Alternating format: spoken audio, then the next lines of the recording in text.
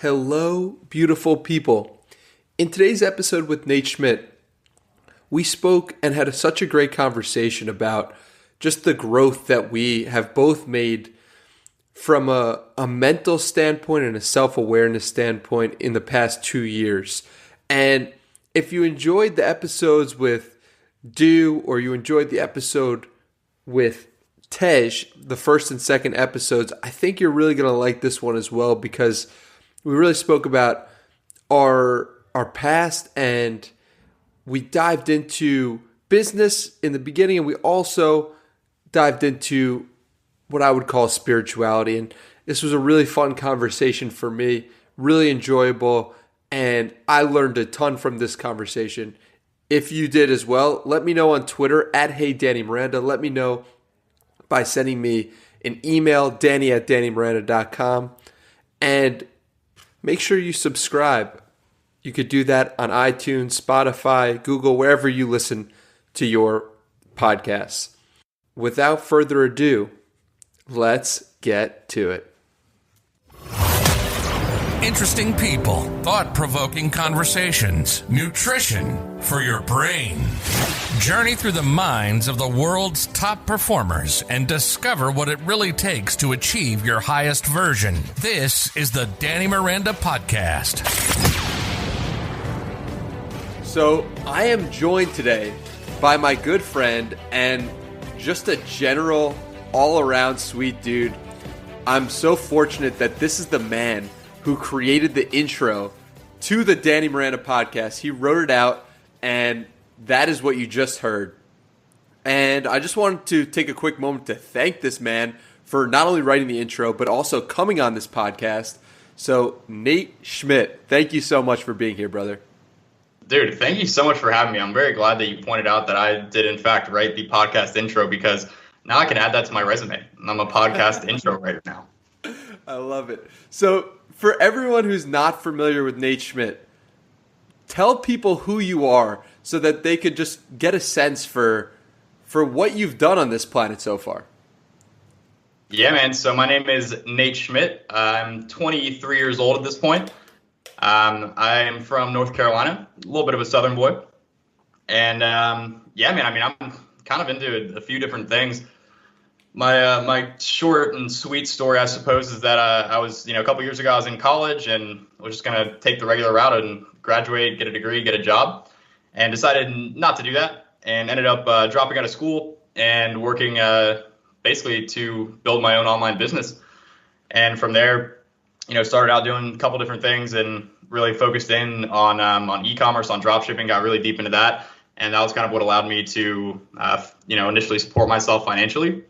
And since then, man, just been kind of figuring stuff out, enjoying the process along the way, traveling, meeting a lot of really great people, man. I've met so many great people, through the various pieces of work I've done. And yeah, man, these days I'm, do e-commerce full time. I run a couple stores and brands with my partner, Scotty, and also do some teaching through our business, Blue Ocean E-commerce. That's kind of the thing that I kind of hate to admit this, but I kind of enjoy it more than I actually like doing e-commerce. I get a lot more fulfillment from teaching it than I do actually doing it. So that's a little bit about me, man. That's really what I'm into, and in a business sense, and I guess in terms of like what I've done. My first year in e-commerce, I was able to build a store/brand that did over $1.5 million in sales its first year, which is like absolutely nuts. And then from there, man, just been working on e-com stuff. And this year, what I'm very proud of is I have significantly improved my golf game this year. Obviously, with I feel like every fucking white dude has been playing golf in quarantine. But that's definitely a pretty big win. And yeah, man, I'm into a couple different things. Golf. I love skiing. Pretty typical. I love drinking and hanging out with my friends. And yeah, that's a bit about me. That's awesome, brother. And we've connected, obviously, from e-commerce and drop shipping and setting up stores and stuff like that. And it's really interesting just to see your evolution over the past 2 years. I mean, I got introduced to your content in, I want to say June or maybe March, April, May of 2018. We're now recording this podcast in September of 2020. Talk to me about some of the changes that have occurred to you personally between that time that I found you and that we became friends to today, because I'm really curious about this. Dude, that's a great question.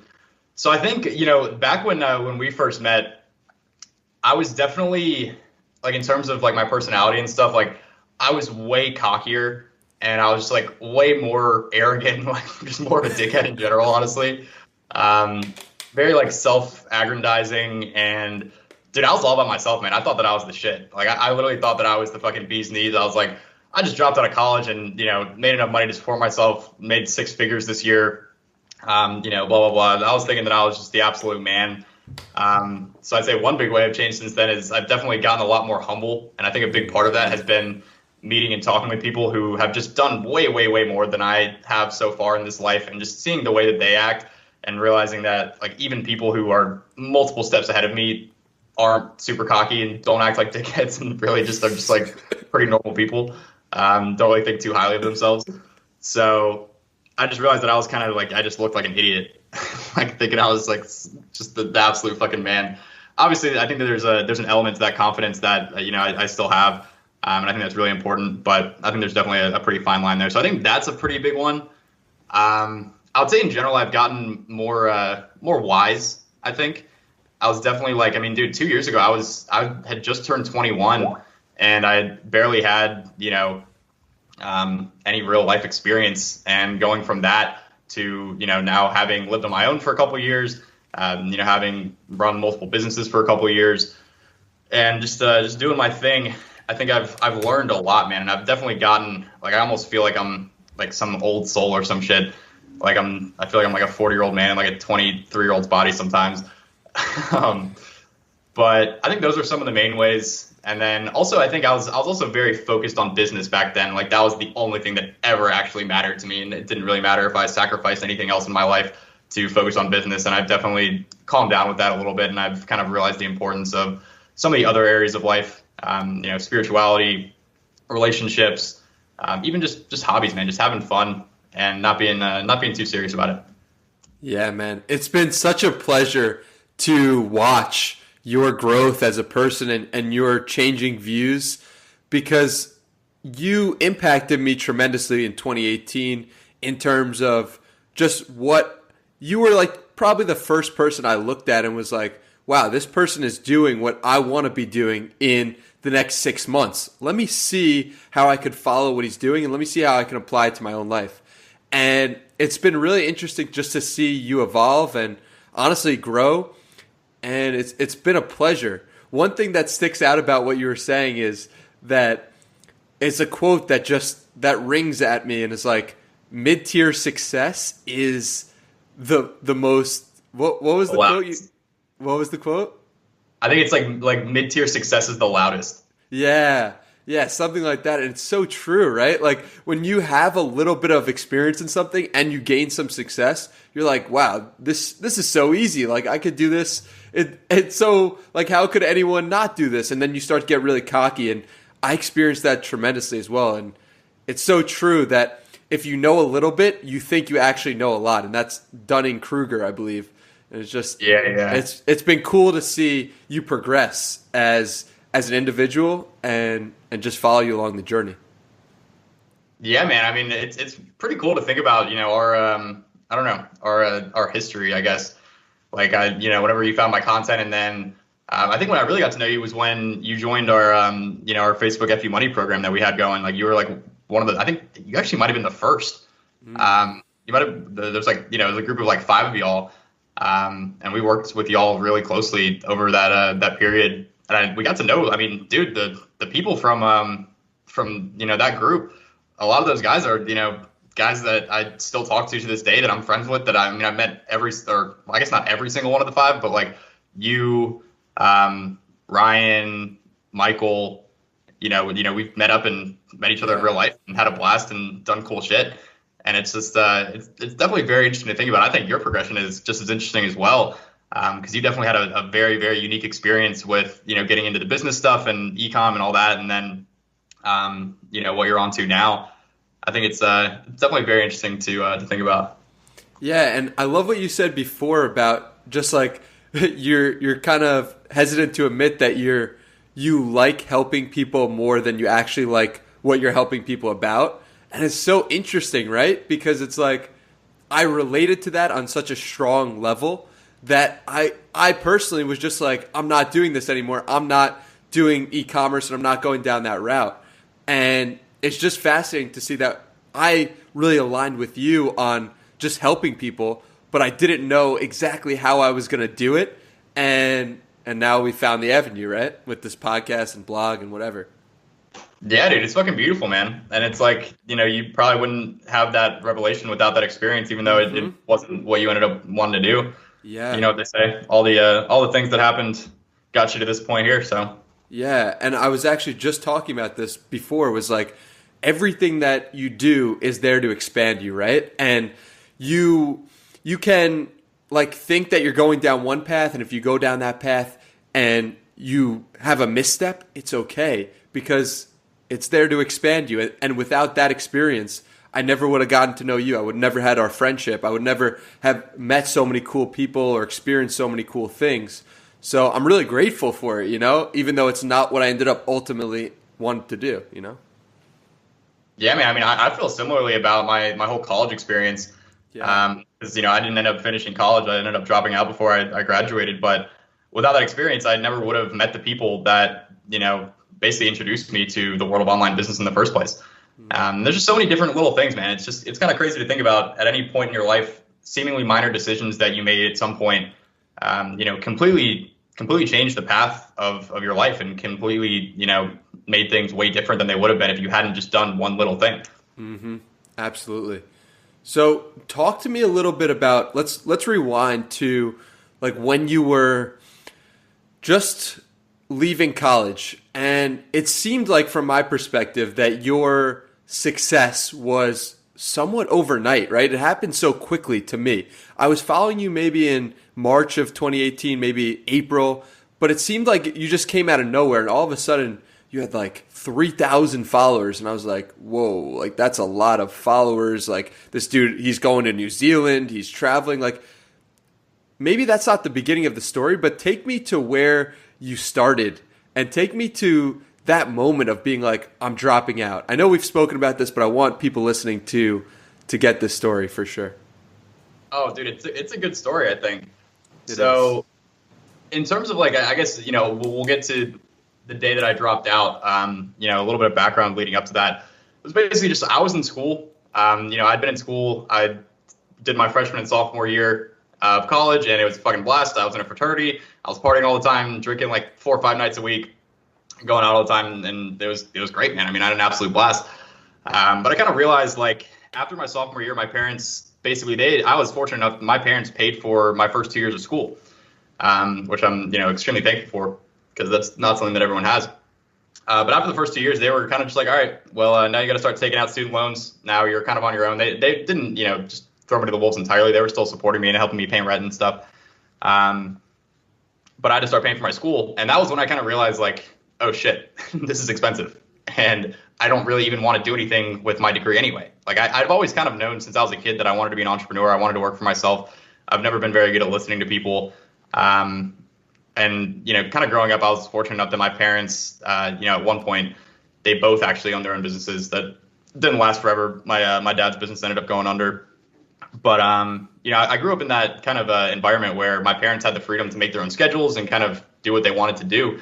And I couldn't really think of any other way to live life. Like I didn't even really register me, like not being able to just kind of take vacation when you want, make your own schedule. That just didn't even seem like an option to me. Mm-hmm. But I realized that if I kept going to school and I just got my degree, that I was basically going to be on the path to just be working a regular marketing job, probably not making that much money and probably not doing something that I really love doing.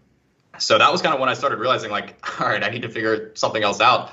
And so that's kind of when I started looking into like how to make money online. And I probably did the typical Google search, how to make money online.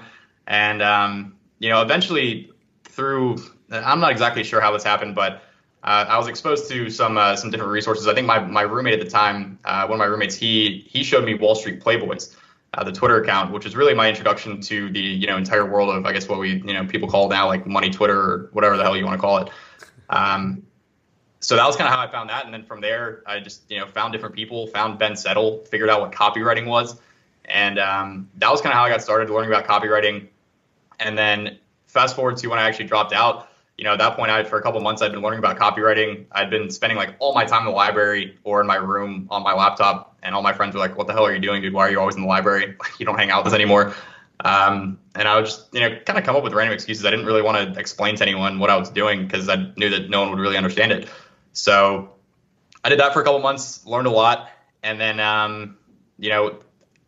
I started doing freelance copywriting. I started doing, email marketing for a couple companies and that was kind of how I first started making money.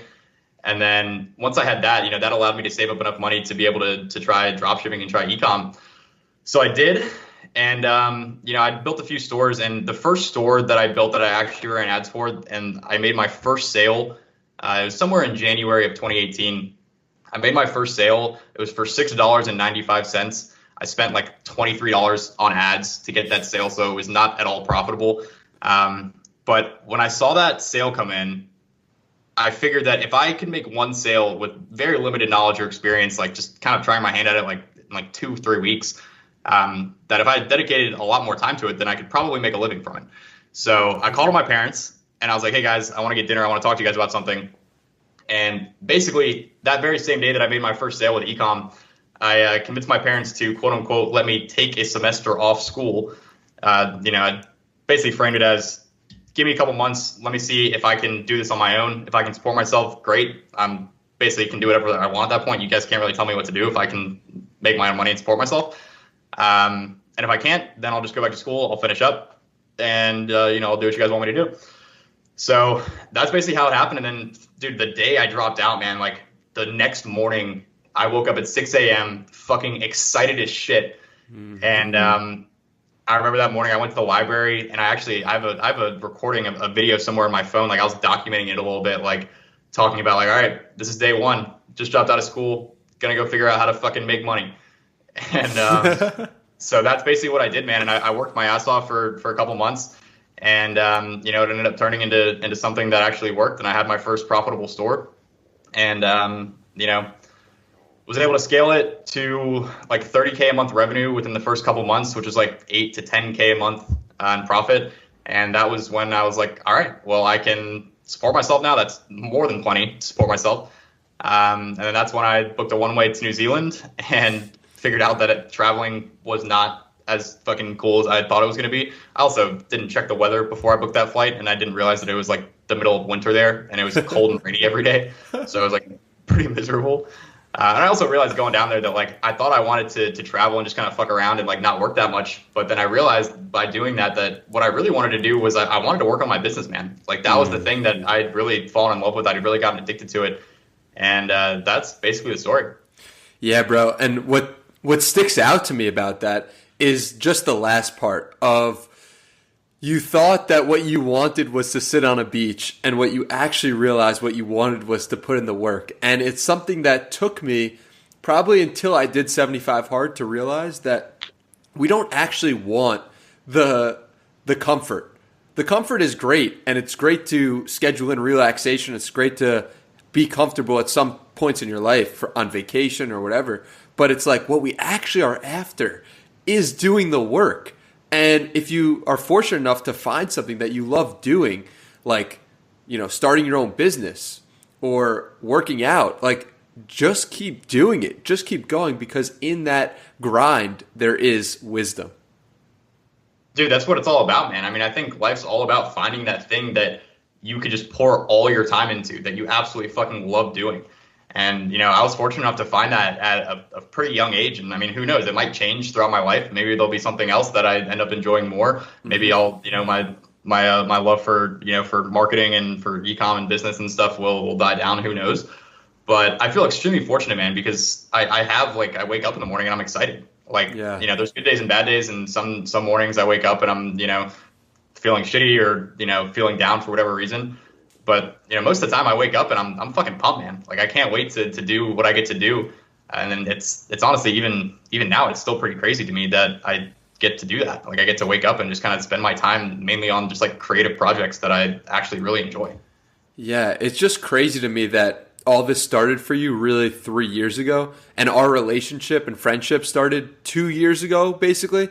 And think about all we've experienced in the past 2 years. Like we've been to Whistler, we've been to Colombia, like, it's crazy. And just that's from our personal relationship, but also like what we have experienced by ourselves is like, it's incredible, man. And it's like, that's what life's all about, like going on that journey.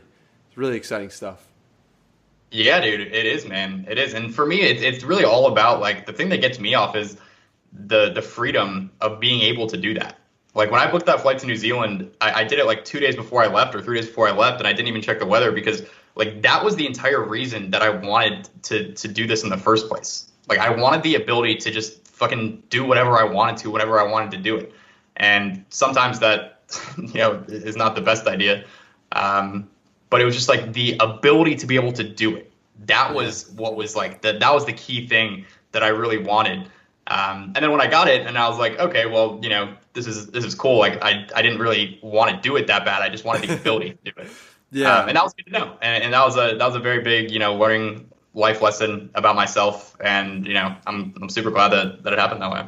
Yeah. Sometimes we want to just have the ability to do something rather than actually go there. Like the example I think is like you want to be invited to the party, but you don't necessarily want to go to the party. You know what I mean? Exactly, man. There's a big difference between the idea of something and the actual thing. Like you can love the idea of it, and I think a lot of people. I think a lot of people look at business like that. Like they love the idea of it, but I don't think that they would actually love doing it. Mm-hmm. And I think that a lot of things are like that. You have like the sexy outer shell to it, but when it comes down to it, the actual act of doing it probably isn't as glamorous as it looks. Yeah. So one thing that I've been really curious about lately, kind of switching gears, is what you were doing as a child, and is it similar at all to what you're doing today? The reason why I bring this up is because the more and more I'm looking at and talking to really fulfilled people, the more and more I find that what they were doing as a child and what they're doing today aligns in some way. So talk to me about your childhood and what you're doing at all, if you remember, and I'm curious to know if it aligns with what you're doing today. That's an interesting question. Let's see. So, I mean, my childhood was, I would say that I had one of the best childhoods that you really could ever ask for, honestly. Like, I'm endlessly grateful for my parents for all the work that they put in. Basically, I grew up, I was born in Chicago, and my whole family, like, they still live up there. But when I was about 3, my parents moved us down to North Carolina, and we moved into a nice little subdivision, and nice house. Wasn't anything too crazy. My parents, again, they were never very super rich or anything, but they owned their own businesses and stuff. And dude, we got super lucky, man. Like I grew up in a cul-de-sac, and the cul-de-sac I grew up in, the houses around me, the 2 houses next to me, they both had kids that were exactly my age and exactly my sister's age, which was like super weird. Like I think what my parents and their parents used to all say is like, we couldn't have drawn it up any better. It just all happened by chance. That everyone was just, everyone had kids that were the same age, and we all grew up playing together. And I mean, basically, man, like my childhood was spent basically like playing outside. We'd get home from school and then just do whatever, man. Play basketball, football, go roller skating, ripstick. We had like ramps and stuff, and we would go like bike off our ramps and go exploring and just play just whatever, man. Just play like a fucking kid. And so, I mean, does that relate to what I do now? Let's think. Like, I don't know. I mean, yeah, when I was a kid, I definitely wasn't writing any sales letters or anything. But I would say if there's any like anything, I would say that I'm trying to kind of get more of that like childlike spirit back into my day-to-day life, as I get older, because I think like, I don't know, man, I think kids might just fucking have it all figured out. Like when you're a kid, life is amazing. And like, why would you want anything like that? That's exactly what you want. Regardless of your age, you want your life to be amazing. And when you're a kid, like everything is just so awesome. And I think that like what I've been doing recently is just like trying to do more stuff that I did as a kid, man. Like me and my buddies have been going out to the park near my house and just like playing games, playing football, playing like ultimate frisbee. Going out and like I've even been trying to like take this a step further and like even play like kind of funny games with myself and like imagine certain things like I'm a child, like the floor is lava, or different ways to just kind of make the day-to-day life more exciting, I guess. It's so fascinating that you say that, because I'm so in agreement with what you're saying in terms of kids having it all figured out. And I've been thinking a lot about it. And one of the reasons why I believe personally is that kids, particularly I'm talking about maybe in the 3 to 6 range, is they don't have any judgment, and they have no way of knowing what's normal and what's not, and they have no comparisons. So when you have no comparisons, and that's not to say that comparisons are bad, or that judgment is bad necessarily, or that hierarchies are bad. It's just to show that children have none of that at this time, before they get introduced to kindergarten, before they start playing with other kids, before they start seeing other people and saying, oh, that person's more attractive than me, or oh, that person's smarter than me, or this or that. There's none of that at a certain point. And it's almost like a pure energy. It's pure, and it's just real, and it's authentic, and kids are just being their pure selves. It's only when you go to school do you realize, oh, maybe I'm not that smart, or oh, maybe that person is better than me at this. So I think what we're really trying to tap into is that place of pure us, the place to where we are really ourselves. And that's what kids age 3 to 5 have. And I think that's what you're trying to tap into. That's what I'm trying to tap into by doing this podcast, by talking to cool people, by writing, and I think that's really important for us to cultivate and think about. Dude, I agree, man. I agree. I mean, like I said, I think that kids might just have it all figured out. I think another big aspect besides what you pointed out with, in terms of like judgment and people kids just don't really have any sort of expectations of how things are supposed to be. So they don't have any way to really get let down.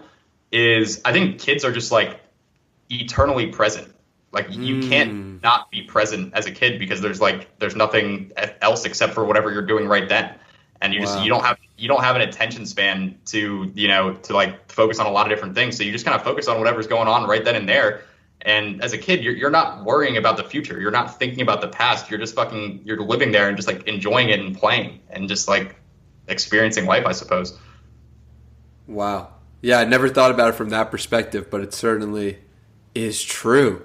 Just the child is present in everything he does or she does. And it's just really, it's like when you are living from a place of pure present moment focus, and you're completely immersed in something, it's almost like you in that moment become one, and that's such a beautiful feeling.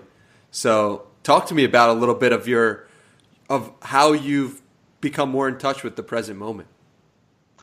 Yeah, man. I mean, I would say that like my quote unquote spiritual journey, whatever you want to call it, has really started like this year. I'm not really sure exactly what kind of led me down that path. I think a lot of it is just like book recommendations from Twitter, definitely from your Twitter account, from guys like Tej and Yus. And I think what really did it was, I think it was a book recommendation from Tom Giovanni, about, it was, what was it called? I'm looking at the other book, Michael Singer, Untethered Soul. I think Untethered Soul was really, that book was like insane. That book, like, I don't even know, man. It affected my mentality in a huge, huge way. It made me look at things in a very, very different light. And it really drew me in, man. Like I really loved the way that reading that book made me feel. It made me feel very calm and like just at peace. And so I kind of started like craving that feeling more. And through doing that and reading more books along those, similar lines like that, about spirituality, about not even like meditation, but just kind of like being present and all that kind of stuff. I realized that like how almost like damaged I was in that sense, and how little I actually lived in the moment, and how often I was anxious about dumb shit and about thinking about the future and worrying about the past, and just not enjoying the process. Like I have all these huge goals that I want to achieve. And for a while I was I was really beating myself up for, on a daily basis, like not doing enough. I always felt like I was never doing enough. And I made myself feel like shit for that, man. And I didn't really allow myself for a while to enjoy all the hard work that I'd put in and all the things that, that had allowed me to get in this life.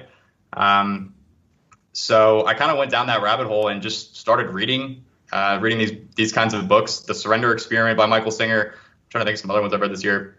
Gay Hendricks, The Big Leap, Conscious Living, Reality Transurfing. That's been absolutely insane. And just kind of like, it's changed the way that I look at the world, man.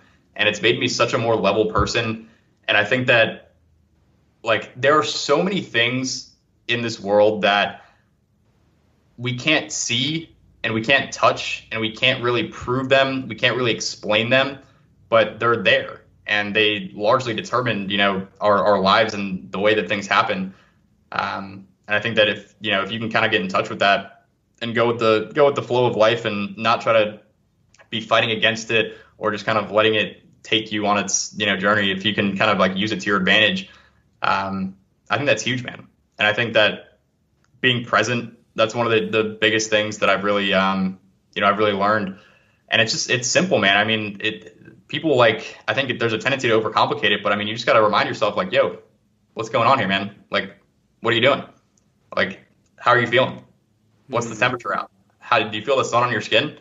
Like, do you hear those birds that are chirping in the background? Like, most people have never taken a second to think about and like actually go and listen to what goes on outside. And like, sometimes I'll go do that and I'll sit on my front porch and I'll just listen to all the sounds. I'll listen to all the birds, all the cars passing by, all of the crickets and everything. And there's just so much going on all the time that we don't really realize. And I think that we're just all so stuck in our heads, man. And like, it's just not a good way to live. I think that the more present you can be and just the more that you can remind yourself to, to operate from, Tej, what he calls God consciousness, like that's the move. That's where it's at.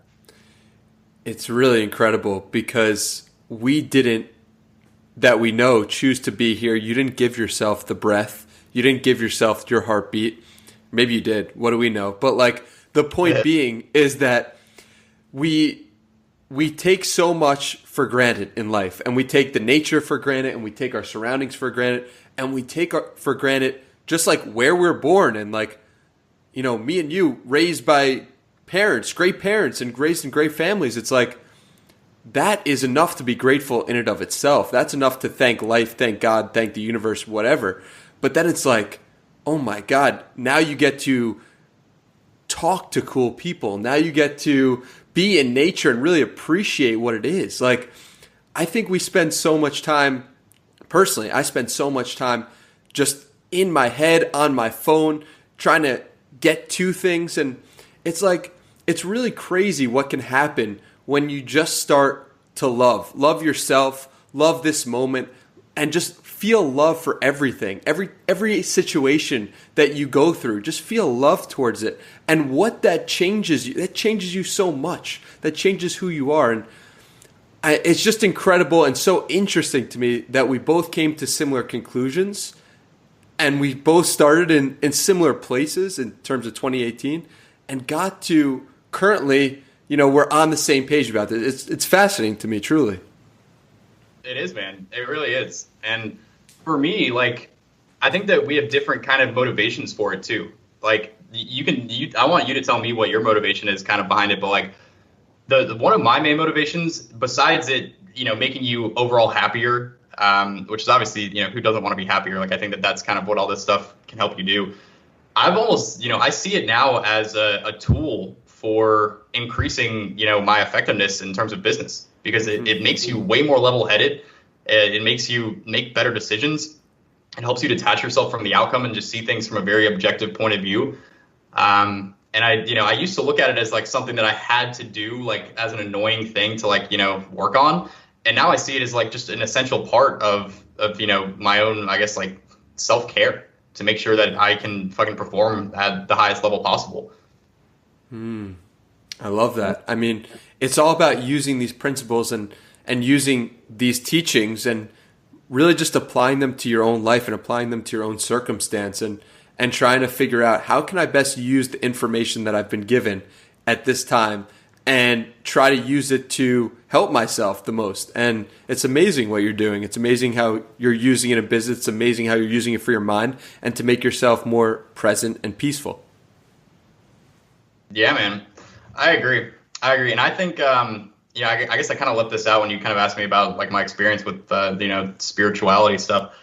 The thing that really like brought it all to a head, I guess, is a mushroom trip I had like a couple months ago, which just like I'd already been reading about all this stuff, but that experience just confirmed everything that I've been reading about. And it just like, it's hard to explain if you haven't done it. For anyone listening to this who has never done mushrooms, I would guess that a good portion of the people listening to the Danny Miranda podcast have done mushrooms. This is a pretty woke group, I would say. But there's just this feeling you get, man, that the feeling of the oneness with the universe. And it's just so undeniable. And you don't even have an ego. Like Nate Schmidt didn't exist. Like I could have died right there and like I would have been fine. Like it didn't even matter to me in the moment. Like I was just there, sitting at a lake, just enjoying just that connection, man. Like everything is all we're all from the same shit. I don't even know what it is. Really, I don't think anyone really knows. But I think that's kind of where all religion comes from. I think it's all based off of the same thing. It's all based off of that oneness of everything living, everything in the world, everything in the universe. Like that was just one of the most incredibly beautiful experiences of my entire life. And it's made me want to, just go deeper into that stuff. Dude, it's incredible. And so talk to me a little bit more about that, because what you've experienced on this mushroom trip was so similar when we spoke about it. It was so similar to my own 60-minute meditation sessions where I'm going deep within myself. And it just blew my mind, brother, to hear that the experiences that you feel, that connection to everyone with just knowing we're all connected, knowing that there's just one and like you're looking at someone else, that's you. That is what I feel every day, brother. So talk to me a little bit more about that mushroom trip. Dude, that's fucking incredible. I think that you might just be on an eternal mushroom trip, which is exactly where I'm trying to get to. No, okay, so what happened was, me and a couple of my buddies have been talking about it for a while. We finally got our hands on some. And then it was just like randomly throughout the day, like my roommate came in, my roommate. He came in and he was like, yo, let's go do shrooms. And I was like, wait, right now? Like I'm in the middle of fucking working right now. And I was like very hesitant to do it at that specific time. Cause I don't know. I felt like I needed to have a planned out schedule or some shit. I don't know. Cause I'd never done mushrooms before. So that was, that was kind of how it happened. And then, we decided to do it. And, my buddies came over and we grinded up the shrooms into some orange juice and drank some shroom OJ smoothies, and then hopped in my car and drove to a lake that's pretty close to my house. And the start of the experience was honestly like not optimal at all.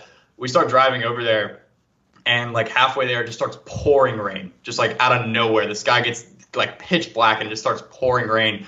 We pull up to the lake and like it's already starting to hit us, and we were just like desperately so badly wanted to get out of the car.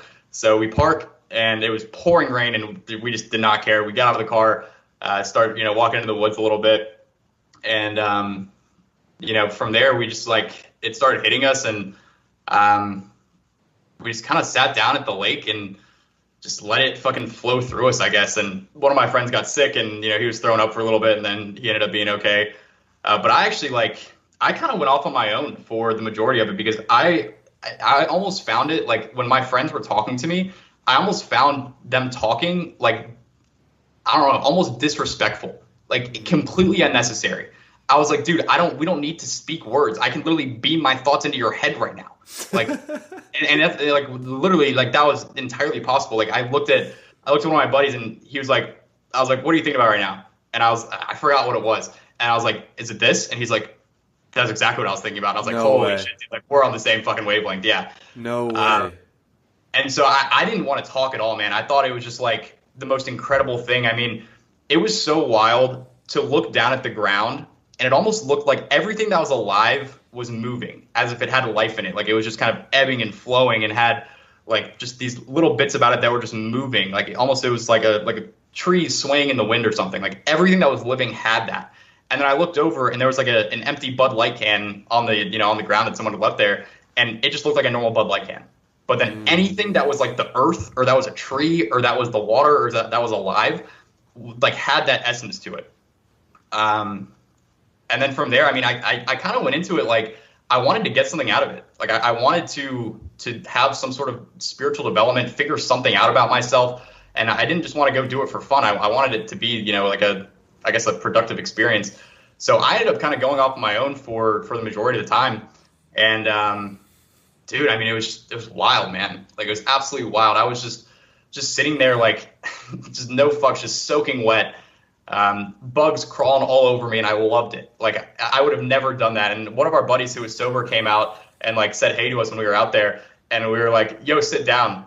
And he's like, dude, it's wet. And we just looked at him like, like, so? Like, who cares, dude? And, dude, it was just crazy. I had these like internal revelations about like what I wanted to do and kind of like the purpose of life and like just everything. And I just felt so one with everything, man. Like everything that was living, it was just so blindingly clear to me that for like forever, for as long as like the universe has been around, it's just this constant cycle of life and like birth and life and death and rebirth. And it's just constant. It's just a constant cycle. And there's no Nate Schmidt, there's no Danny Miranda. It's just like, it's just that, like, we're all that. And it was just incredible, man. Just a complete ego death, I guess. And, I got the sense that like, that's what all religions are. Like I mentioned that a second ago, like I got a really strong sense when I was stripping that like all religion is just based on this. And this is what it's all about. And I don't know. I mean, looking back sober, I don't know, man. I really don't know. Part of me thinks that like it might just all be about the fucking psychedelics. And because, dude, I mean, okay, listen to this. Tell me what you think about this, Danny. You know how they say that DMT gets released in your head when you die? Yeah. So that's like a thing, and people say that when they die, they have, like a flashback, and they see their entire life before their eyes or whatever. That's like a very common thing. Mm-hmm. So if we assume that DMT is what's causing that, and DMT is what fucks you up and makes you fucking trip balls, then is the answer to life, like, it's there. It's like literally, because that's what, I guess going back to this a second, like a lot of people say that when they have near-death experiences, like it just feels like they figured it all out. Like they have that flash and then it's just like, oh, so that's what it's all about. And they die. And I think that I don't know. I think it might all be, I think the entire fucking world, I think it might just be all about the fucking psychedelics, man. I would love to listen to me or you 2 years ago listening to this podcast. We'd be like, what is wrong with these people? So funny. But you know what you said about all religions being based on the same thing? This is what I have to say about that.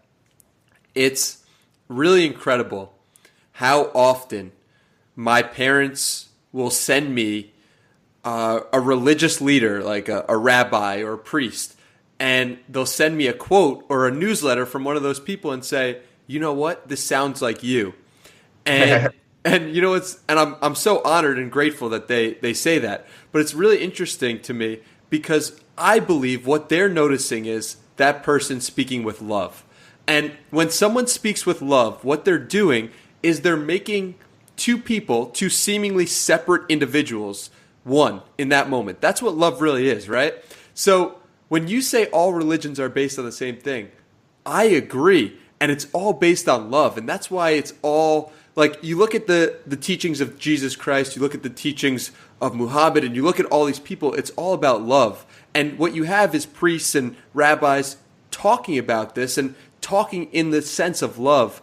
And it's really incredible, brother, because when you start tapping into this love, incredible things start to happen in your life. Connections draw together that weren't there before.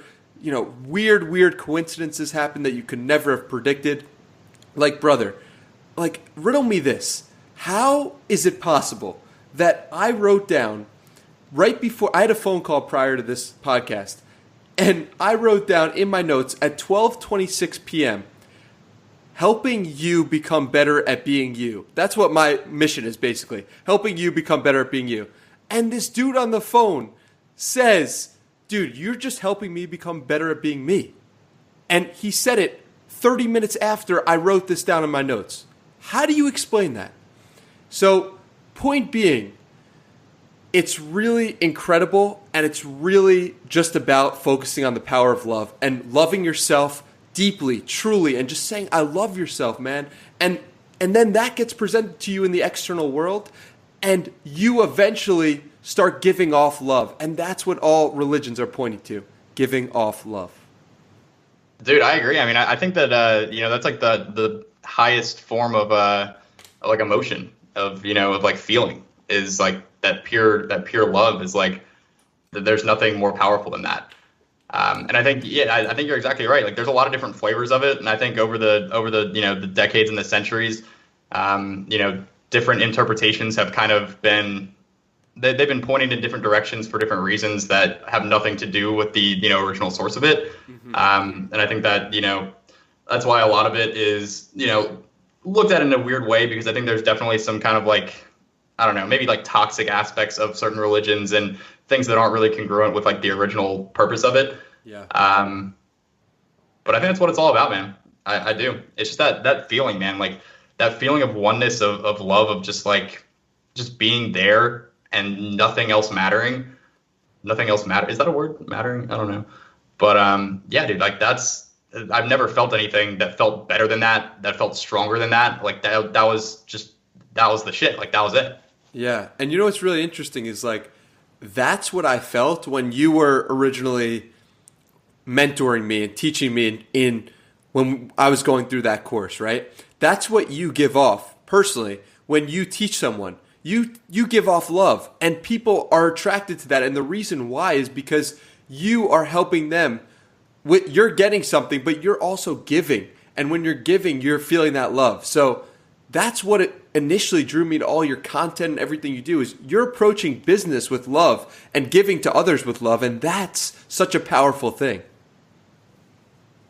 Dude, I don't think I could say it any better myself. I think that, I don't think I knew that. I don't think I knew that was what I was doing, but I think it's one of those things like, one of the concepts that I've learned about in a spiritual sense is like, aligning your heart and your mind and having those two things be in alignment. And, in a lot of cases, that's usually not the case. Your mind is what you hear, and that's always talking to you, but, you don't really tend to listen to your heart. I think when like anyone finds something that they really enjoy doing, that they're good at, and that they just, like get energy from, like that's what that is. Like it's your heart and your mind being in alignment. And I think that when that's the case, then, it opens up to a much higher level of, of like emotion, of feeling, of all that kind of stuff. Yeah. And it's just like, we're naturally attracted to that. We're naturally attracted to people who are doing what they were put on this earth to do, who are just acting in alignment with themselves. We're just naturally drawn to that. And it's like, dude, you have a gift for like marketing and for just presenting ideas, but then actually caring about the other person on the other end, You're not just trying to grab money and then leave, or you're not just trying to like not teach people. You're trying to give every bit of your knowledge to hope that the other person succeeds. And that is incredible because most people don't do that, right? And it stands out, and it just shows you're operating with love. Yeah, man. I agree. And dude, I mean, to be completely honest, like part of the reason for that, I feel, and maybe I'm like, I don't know, not giving myself enough credit here, but I think part of the reason that I kind of like operate that way is because I know that that's the way that's going to make me most successful. Like it's almost kind of a selfish thing. At the root of it, it's like, I know that if I want to be as successful as I possibly can, then that starts with other people. That starts with, serving other people. And, that's really, I mean, if you look at any of the biggest companies, like they're the biggest companies in the world because they provided a disproportionate amount of value, to people. And that's really what it's all about. If you want to build a big business, like there's no shortcut. That's the only way to do it. I don't think it's selfish at all. I think that you need to focus on the self before your cup is overflowing to help others. That's how I choose to look at it. Because personally, right, let's bring me back to March of 2020. I was depressed in the beginning, just like depressed about COVID, depressed about my own situation and like what was I going to do with life. But then I just started by saying I love myself 10 times for 1 month straight. I said, you know what? I'm just going to say I love myself in my head, say it to myself in the shower. I love myself. What ended up happening was I truly love myself so deeply, so fully, so real that my cup was overflowing and I started to need to give this love to other people. That's what this podcast is. This podcast is me trying to give love to you listening and you, Nate, and just like myself, so I can learn more, so that you can learn more. So the point is that you need to give to yourself first before you can give to others. And if you take care of yourself first, we might look at that as selfish, but in reality, if it extends beyond yourself, that is as selfless as it gets. Dude, 100%. And I'll give you a great example of that.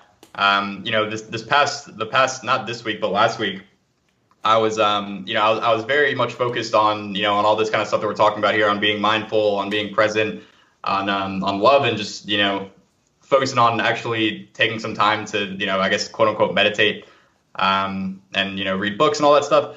And then, it came to the weekend and I'm hanging out with my friends, and like, we had some of the like best times that I've had with my friends recently. And like one of my friends who, I haven't really gotten to know very well yet. Like he told me after one night, he was like, dude, you're way funnier than I thought. And I just like, I thought that was pretty funny, because I just kind of, it made me realize that like that work that I did that prior week just put me in a space where I was more able to just like be myself, I guess, and just be like more authentic and high energy and really present like the best version of myself, I guess. So it's very interesting how that happens. And I actually, in terms of like, saying I love myself, that was actually something that I just did for the first time a couple days ago, because I saw you tweet that. And yeah, that was very interesting. It still feels extremely corny to me. Yep. Whenever I say that. And I mean, a lot of this stuff, it does sound kind of corny, but It works, man. It works. And like, you say things, and like, even if you don't really mean it or even know what it means at first, it just, if you keep doing it, it just kind of gets integrated into your like fucking consciousness, and then it just becomes part of who you are, and it makes you a better person. Dude, I just got chills because I relate that to working out and lifting weights, right? So to give you a brief backstory, in 2017, I started lifting weights because I wanted to be fit. I looked at my body and I said, I don't want my body to look like this. What lifting weights has turned into for me has been a way to help other people improve their bodies. I had no idea that when I started lifting weights that was going to lead to helping other people. That actually gives me the most fulfillment. But I just thought, you know what, I want to look good, like I want to be in better shape, like it's all about me. But what you realize is like, from that place of not knowing, of that corny activity and just like, what am I doing? Like, this doesn't even make sense. Like, I would never do this. From that place leads you to a journey that you never could have predicted. It's fucking crazy, man. It's fucking crazy how the world works. Yeah. And I just totally relate to what you're saying also about like you just going into yourself and doing inner work and just like taking time to be present. And then the next weekend, you all of a sudden have just like people attracted to you. People are glowing in your presence, because what that does is allows you to be yourself. It allows you to be who you truly are. And people are craving for that more than ever, because we are more and more, it seems as if we are trying to pull from celebrities. We're trying to pull what other people are doing. But when you really listen to yourself, who you are, and express that, people are like, whoa, that's different. That's weird. What is going on with you? Like, how can I learn what you're learning? Like it draws people to you. And so, yeah, man, I'm super proud of you and super grateful for what you've done. And it just goes to show it really works, It does, man. It does. And it's hard to explain, because it's like a lot of these things I feel like can't really be put into words very well. Kind of like how I felt on that shroom trip, where I was just like, dude, shut up. Like, words, no words do this justice. Like, just stop. Yeah. I feel like that's kind of how it is. And it's tough for people to, like, I've kind of tried to impart that on some of my friends. And I've learned that it's kind of difficult to do that. I think that you kind of have to let people come to these findings of their own accord. Because it just doesn't make sense, man. It's very difficult to explain to someone, like, I don't know, like how to meditate. Like, what do you do? You know, like, what do you actually do when you're, it's like all these things are they just don't really fit into like the common worldview, I guess. Yes. Yeah. And it's like what I tried to do with online business at first, right, was like I was living at home with my parents and I was like, guys, like, I'm not getting a real job. And I was trying to convince them that what I was doing was the right thing. And that if they didn't believe me, like, it was wrong on their part and I was right. And the point being that with this stuff, it's like, just live it. Just live your love, right? Just live how you live and just go about your business. Don't worry about trying to convince anyone else to be loving or to meditate or to just say, I love yourself. Like, I love myself. Like, that doesn't matter. What matters is living your truth. And if you live your truth authentically and you're not trying to convince anyone else of how to live, it interestingly makes more people more curious about how you're living. And it's like, oh, what is he doing? Like, what is going on in that brain, right? So I found so much success in not trying to convince anyone of anything because I truly have no desire to convince anyone of anything. I'm just trying to live my life and I'm just trying to present myself as I truly am. And if that's appealing to you, great. If you think I'm crazy, also great. It's like you have to be doing you. You know what I mean? Yeah, man, you definitely do. And I think just as a result of that, you know, when you do the inner work like this and you have that alignment, you just give off this fucking energy that's just intoxicating, man. Like everything you do, it almost seems effortless. Like you can look at someone who's, you know, kind of like that. And like, for example, I think a really great common example of someone, you know, who's a great example of this is Joe Rogan. You know, I think he's doing exactly the thing that he was meant to do.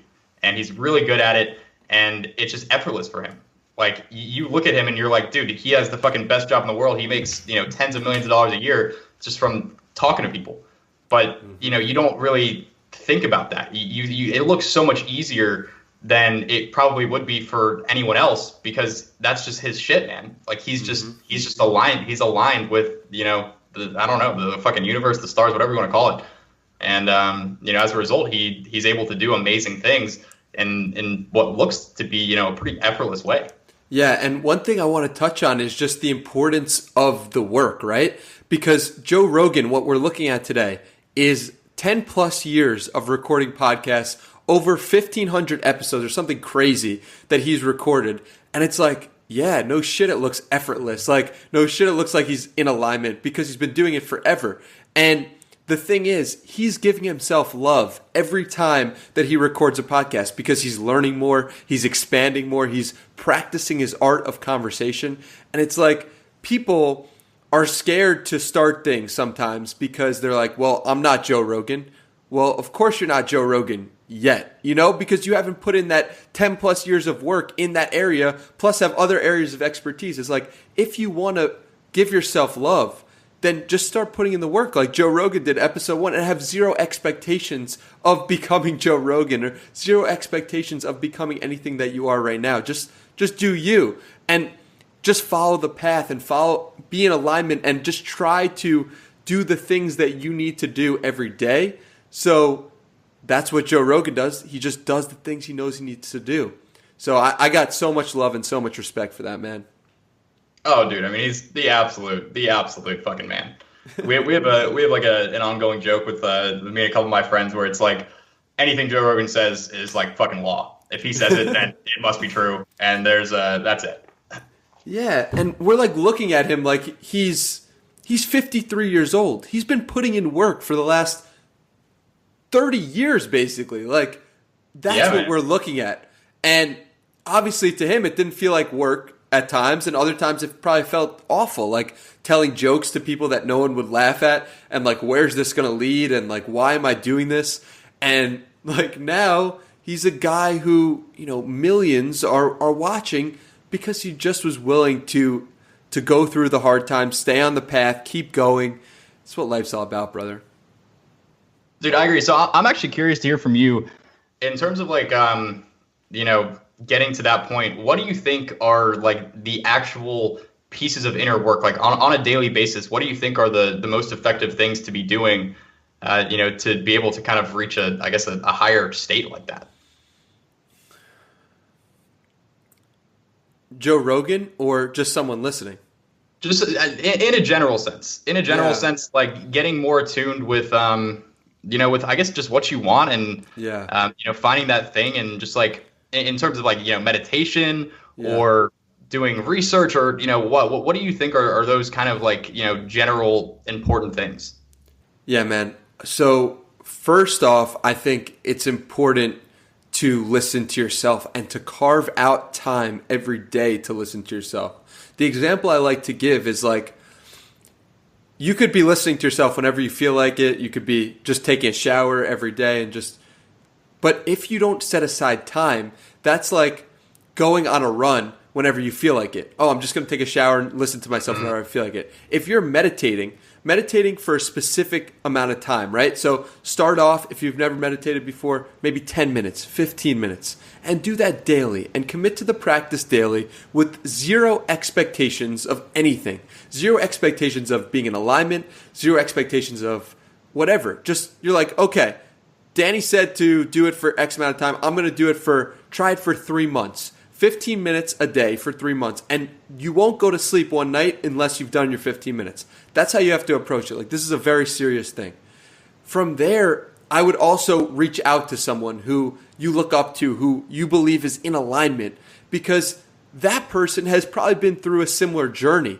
That, whether it be a yoga teacher or a religious leader or something like that, like, try to figure out someone who's doing what they are meant to be doing and reach out to them. See if they'll guide you on their journey. Because what was really helpful for me, and what continues to be helpful, is my man Tej. And if you haven't listened to the first episode with Tej Dosa, you could find that at DannyMiranda.com or on this podcast. But the point is, I had this man, Tej, who was able to, I could bounce things off of him. And I could be like, listen, man, am I crazy? Or like, what do you think of this?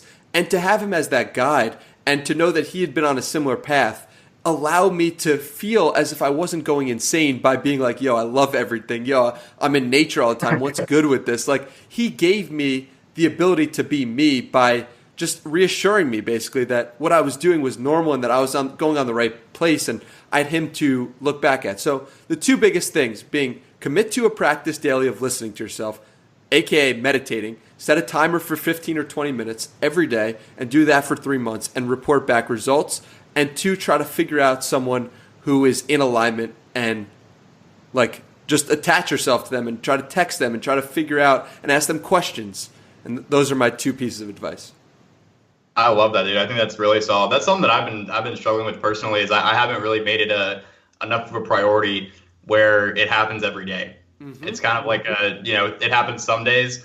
And especially it happens on the days when I'm, not feeling that great, and I feel like I need to do it. But then on the, good days, then sometimes it doesn't happen. So I think that's really important as well. 'Cause I think that there's, there's definitely like a higher level of consciousness that can be reached through doing that.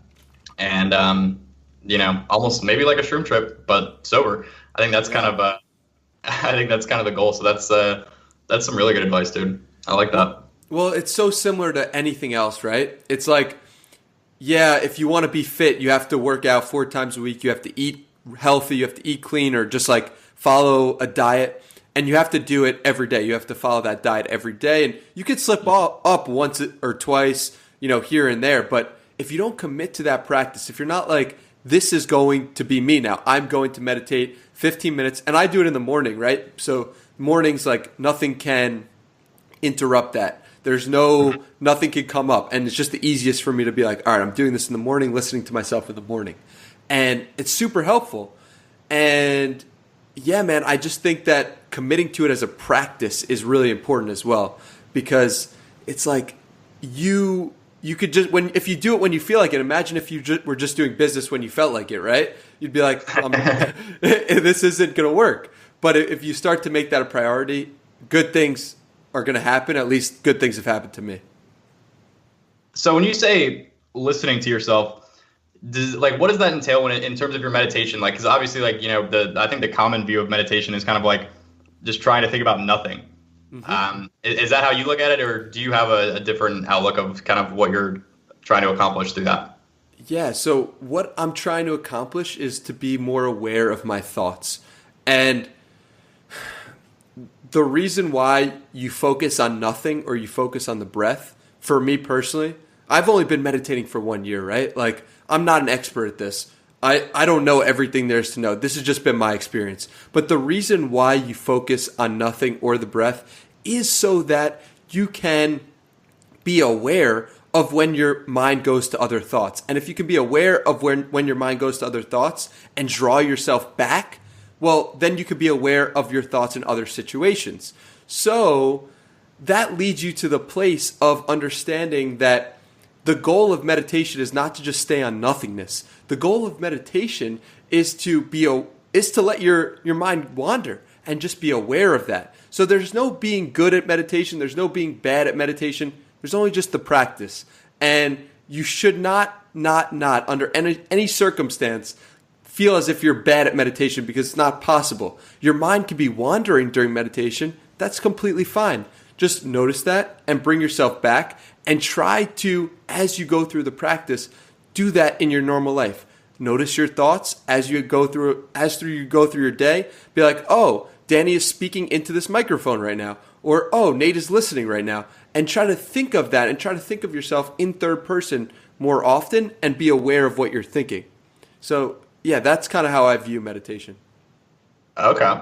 That makes a lot of sense. I mean, that's pretty much what I do whenever I do it.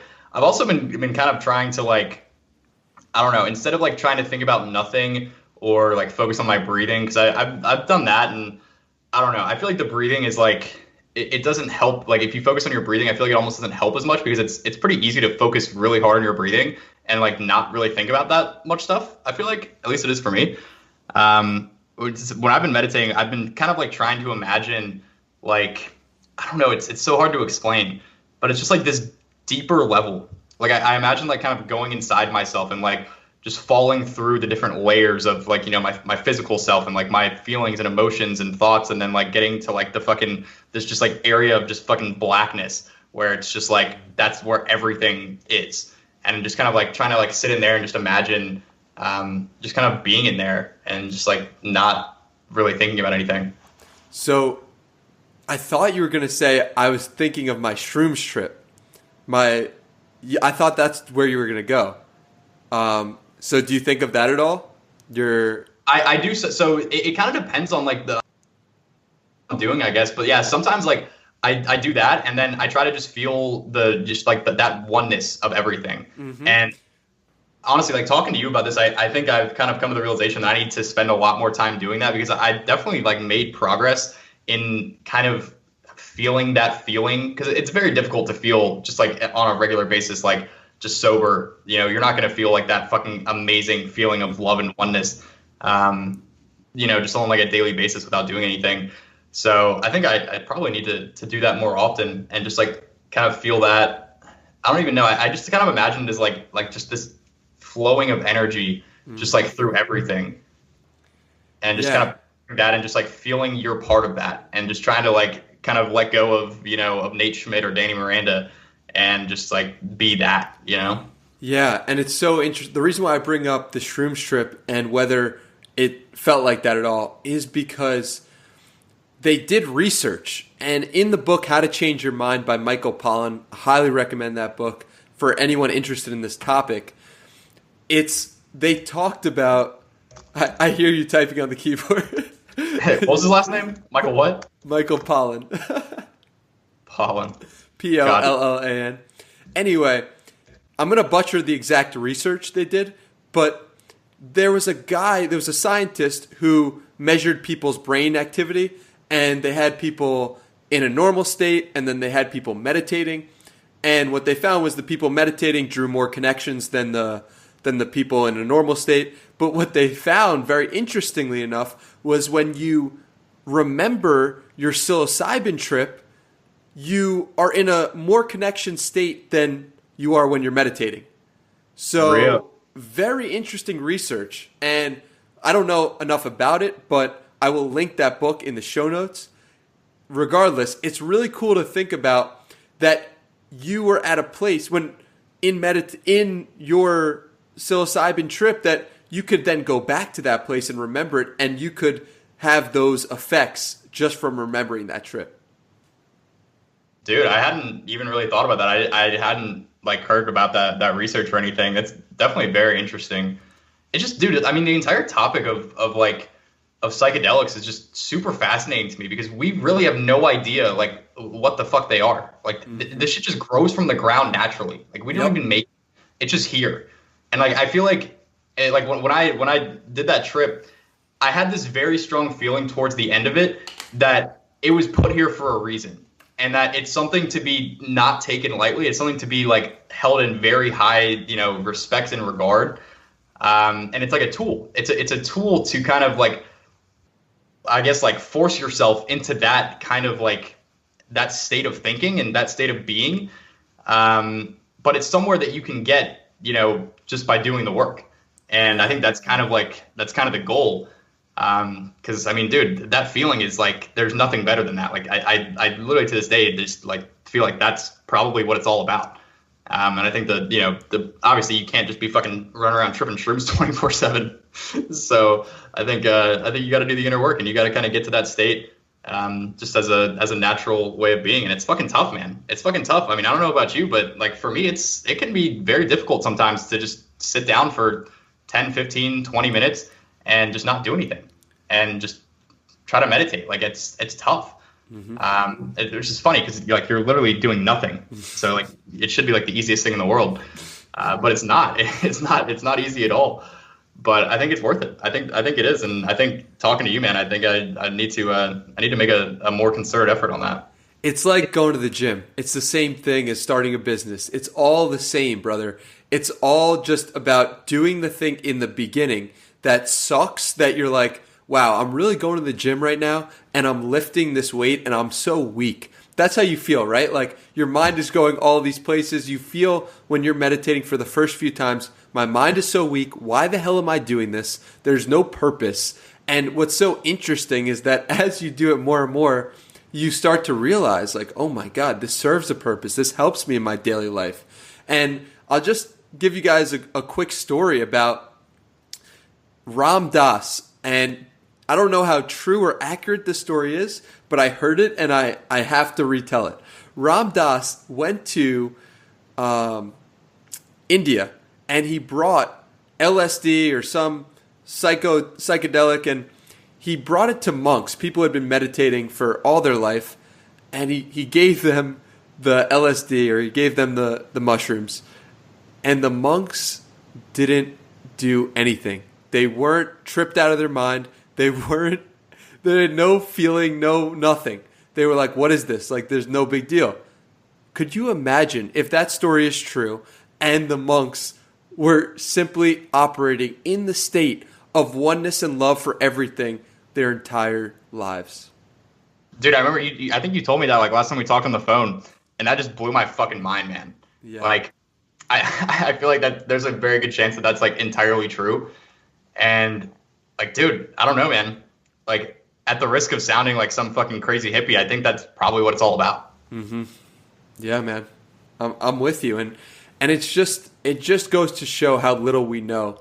And we experience the world and we look at the world as in our current worldview, and the way I was raised, at least, was a materialistic. Like, there's my mind and your mind, and we're separate things. But this view of the world is more so we are one.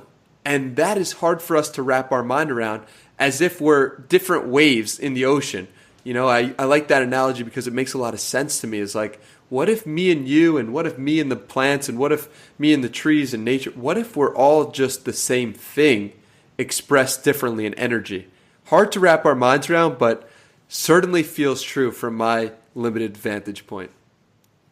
Oh, dude, it definitely is. I mean, like, no doubt about it. I mean, you can even prove it scientifically that we're all made of the same shit. At the root of it, like, I don't think there's very many elements that we're all made of. Like, whether it's you or a tree across the street or the water in the ocean, whatever, like, it's all kind of made of the same shit. And I think that there's there's something that we don't understand. And that's what really fascinates me about all this stuff so much is we just don't understand it like at all. And it's mind blowing to me that there's not like fucking millions and millions of dollars going into doing research on this stuff. Like everyone's so focused on these like specific little scientific things. And it's like, I mean, it's cool. Like, okay, like, yeah, I guess it's cool. But like, if we just focused like science on like the fucking esoteric spiritual shit for a while, I think that like we would probably just like advance as a human species like so quickly. And I think I saw that somewhere.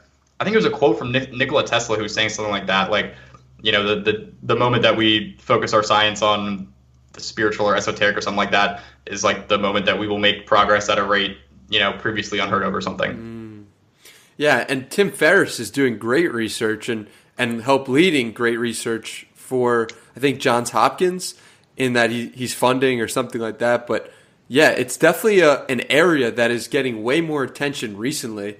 And I'm super excited for what the future holds because I believe in our lifetimes, we're going to look at the power of psychedelics and not look at them and classify them as drugs, but rather as ways to help us understand the universe.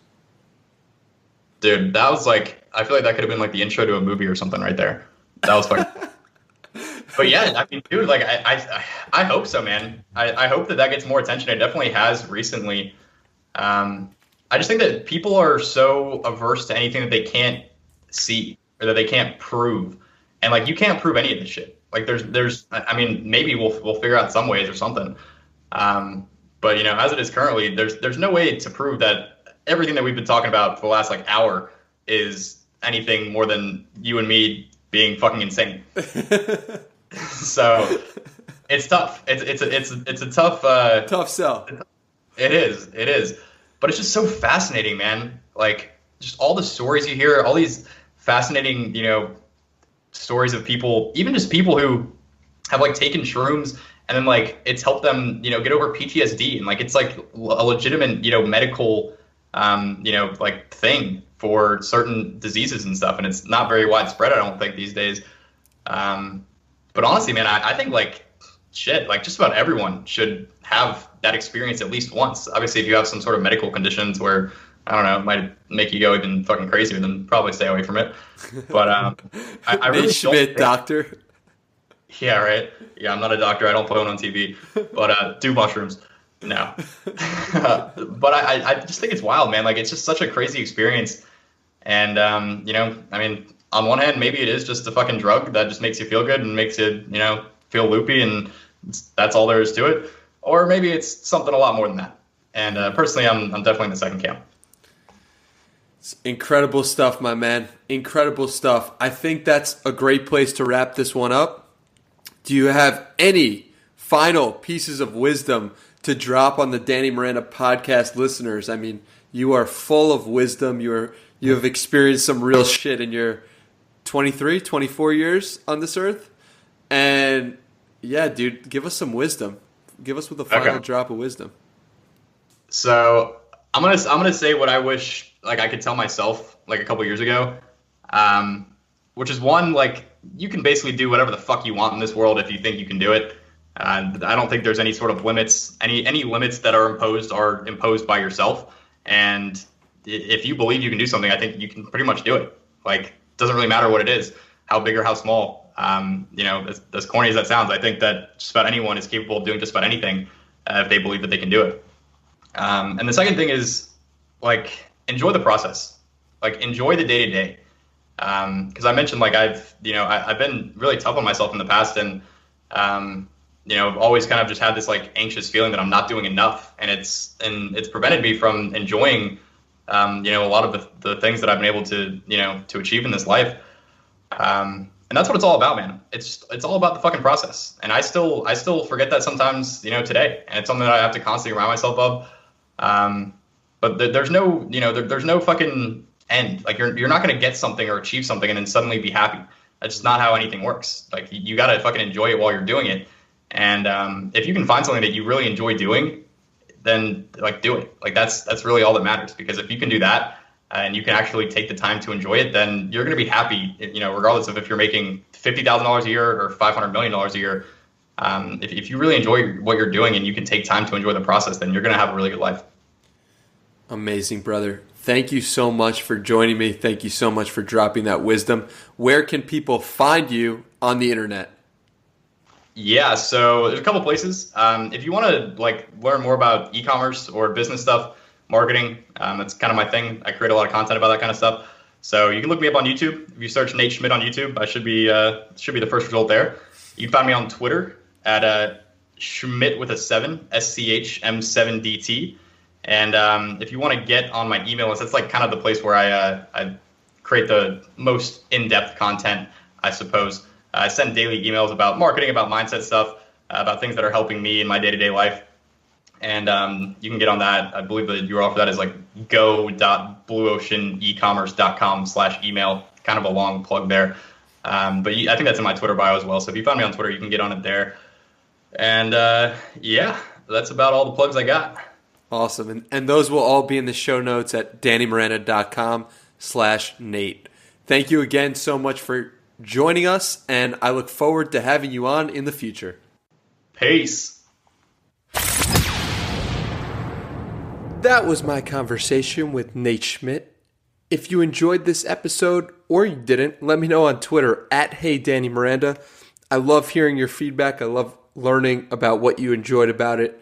And I truly, truly appreciate you listening until the final seconds. Until the next one, guys. See you soon.